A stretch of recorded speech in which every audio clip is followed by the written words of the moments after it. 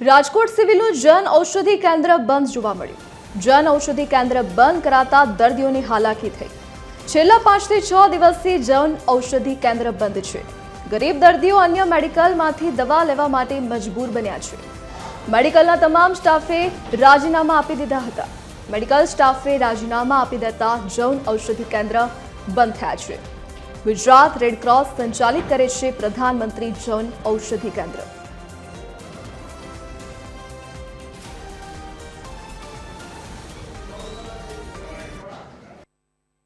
Civil hospital છે તે બહુ મહત્વનું અંગ ગણાય છે। રાજકોટની સિવિલ હોસ્પિટલ સૌરાષ્ટ્ર માટે મહત્વનું અંગ ગણાય છે, પરંતુ તેમાં આવેલું જે જન ઔષધિ કેન્દ્ર છે તે હાલ બંધ જોવા મળી રહ્યું છે, કારણ કે દવાનો સ્ટોક ઓછો છે કે મેડિકલનો સ્ટાફ ઓછો છે, તેને લીધે જે દર્દીઓ આવે છે તેને અહીં દવા મળતી નથી અને ધરમના ધક્કા પડે છે તેવી પરિસ્થિતિ જોવા મળી છે। આપણી સાથે દર્દીઓ છે તેની સાથે જ વાત કરવાનો આપણે પ્રયાસ કરીશું। શું નામ આપનું? કાદરી વિલાયત। શેની દવા લેવા આવ્યા છો? આ પ્રેગ્નન્સી માટેની દવા છે, તો ડૉક્ટરે બહારથી લખી દીધી, તો અમે રાહત દરે માટે લેવા આવ્યા છે, પણ અહીંયા મેડિકલ જ બંધ છે, એટલે અમારે બહારના ધક્કા ખાવા પડે છે। શું માગણી છે તમારી? કંઈ નહીં, અમને માગણી એ છે કે રાહત દરે જો દવા અહીંથી મળી જતી હોય ને ખુલી જતું હોય તો અમારે બીજા મેડિકલમાં ધક્કા ન ખાવા પડે। અન્ય દર્દી પણ આપણી સાથે છે। શું નામ આપનું? નારાયણ યાદવ। નારાયણભાઈ, દવા લેવા આવ્યા છો? શેની દવા લેવા આવ્યા છો? कमर न लेना है। દવા મેડિકલ સ્ટોર ખુલ્લું છે કે નહીં? अब ये तो पता क्या खुला है सर, खुला तो नहीं है यार। मैं दवा थी ले बाकी लिख दिया कि मेडिकल से ले लो वहाँ जा करके, तो मैं यहाँ आया दवा लेने के लिए, मेरे को क्या पता। मेडिकल स्टोर बंद है तो आपकी क्या डिमांड है? अब क्या करेंगे, मैं बसा चला जाऊँगा। मतलब यहाँ चालू होना चाहिए कि नहीं मेडिकल स्टोर?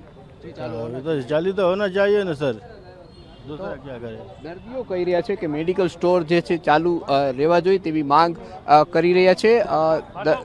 દર્દીઓ છે તે ધરમના ધક્કા ખાઈ રહ્યા છે તેવા દ્રશ્યો અત્યારે જોવા મળી રહ્યા છે। આપણે આ દ્રશ્યો બતાવી રહ્યું છું, જે મેડિકલ સ્ટોર છે તે બંધ હાલતમાં છે અને જે લોકો જે સિવિલ હોસ્પિટલમાંથી દર્દીઓના પરિવારને જે દવા લખી દેવામાં આવે છે તે દર્દીઓને દવા મળતી નથી, ત્યારે દર્દીઓ અહીં ધક્કા ખાય। શું નામ આપનું? જયસનભાઈ। કિશનભાઈ, શેની દવા લેવા આવ્યા છો? મગજની માઇન્ડની દવા લેવા હોસ્પિટલ કેટલા ટાઈમથી આવો છો? હોસ્પિટલ બીજી વખત આવ્યા ત્યારે બતાવવા આવ્યા હતા।